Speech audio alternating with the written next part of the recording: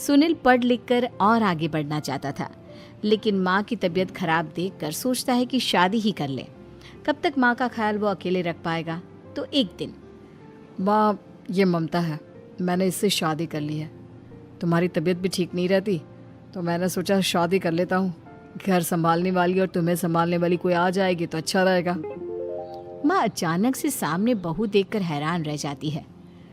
बेटा, ये क्या बात होती है? न बैंड, न बाजा, न दहेज, न शगुन, ऐसे कैसे बहू आ गई? माँ, तू तो जानती है मैं नौकरी के साथ पढ़ाई कर रहा हूँ, तो कहाँ से इतना पैसा बचा पाता कि धूमधाम से शादी करता। वैसे भी माँ, लोग तो आकर खाकर निकल जाएंगे, इसलिए बस वैसे ही। माँ जी, मैं आपका ख्याल रखूंगी। वैसे भी ये आगे की पढ़ाई कर रहे हैं, अच्छा कुछ कर गए तो सबके दिन फिर से अच्छे आ जाएंगे। सास को ममता की बात ठीक तो लगती है, लेकिन मन में कहीं ना कहीं लगता है कि कहीं बहू बेटे को लेकर फुर्र ना हो जाए और फिर तो वो रह जाएगी अकेली। बेटा देख, मेरा जो कुछ भी है वो सुनील ही है, और सुनील का भी अब इस दुनिया में मैं ही हूँ और कोई नहीं।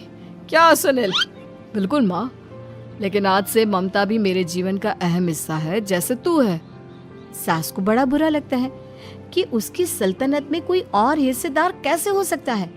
कैसे कोई और उसके 30 साल के बेटे की जिंदगी में अचानक से आकर बराबर का हिस्सेदार बन सकता है। देख बहू, मैं भले थोड़ा बीमार रहती हूँ, लेकिन इसका मतलब यह नहीं कि घर की चीजों में मेरा कंट्रोल खत्म हो गया है। मैं आज भी इस घर की रानी हूँ, समझी? बेटा सोचता है कि ये माँ को अचानक से क्या हो गया। कल तक जो माँ कहती थी कि जिंदगी का कोई भरोसा नहीं, वो अचानक से जंग के मैदान की झांसी की रानी कैसे बन गई। माँ, क्या हो गया है? सब ठीक है ना? अचानक कैसी बात कर रही हो? ममता का आज पहला दिन है, स्वागत करो उसका। आसपास की आंटियों को बुलाओ, नई दुल्हन की मुंह दिखाए करवाओ। खैर, सास होने का फर्ज निभाती है और बाद में एक सहेली के साथ बाहर निकल जाती है। क्यों नहीं बताया नहीं कि बेटे का ब्याह कर रही हो? वैसे तो सारा दिन हम ही में घुसी रहती हो। अरे मुझे भी तो अभी पता चला, यूं अचानक सर पर लेकर आ गया। कहता है बहू है माँ तुम्हारी। अब इसको भी इतना ही मैं प्यार करता हूँ जितना तुझे करता हूँ। लो जी, ये क्या बात होगी? क्यों इतना प्यार करता है? अरे माँ का प्यार तो ज्यादा होता है। अब उसको तो कोई दूसरा पति मिल सकता है, लेकिन तुम ही बताओ, क्या माँ की ममता किसी और की हो सकती है? ना जी ना, बेटे को समझाओ ये बात। अरे क्या समझाऊं, मुझे तो खुद ही समझ में नहीं आ रहा कि क्या हो रहा है।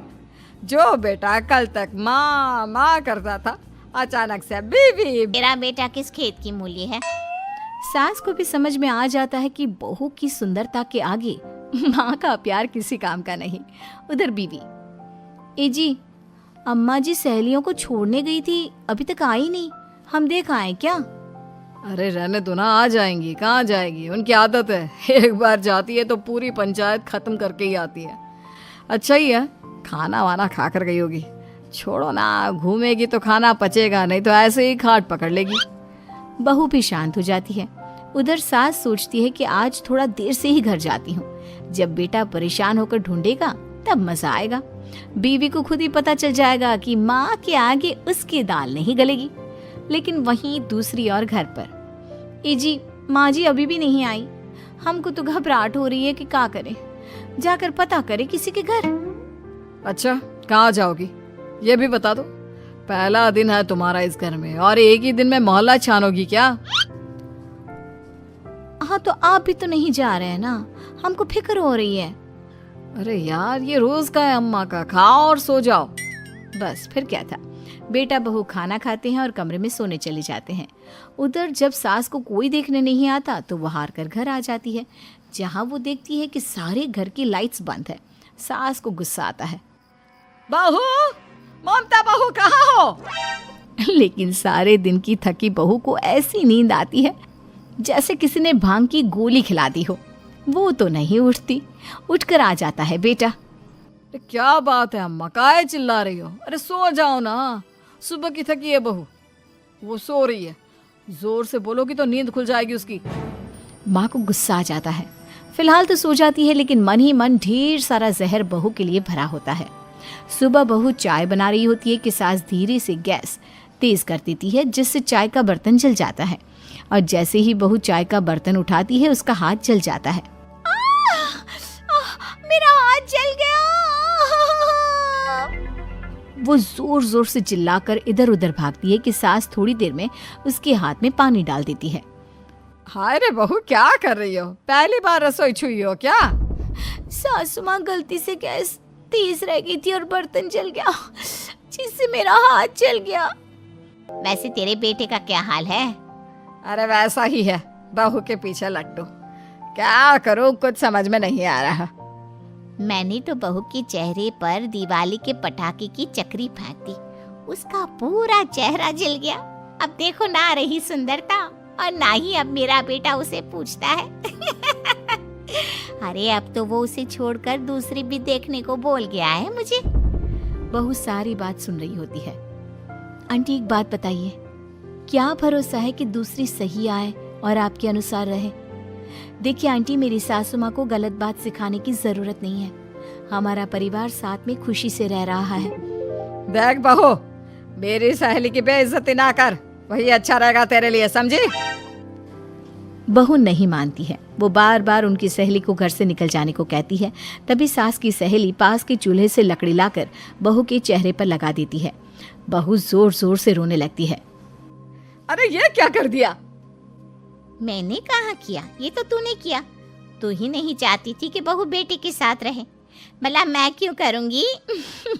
मैं तो चली, निपटो अब।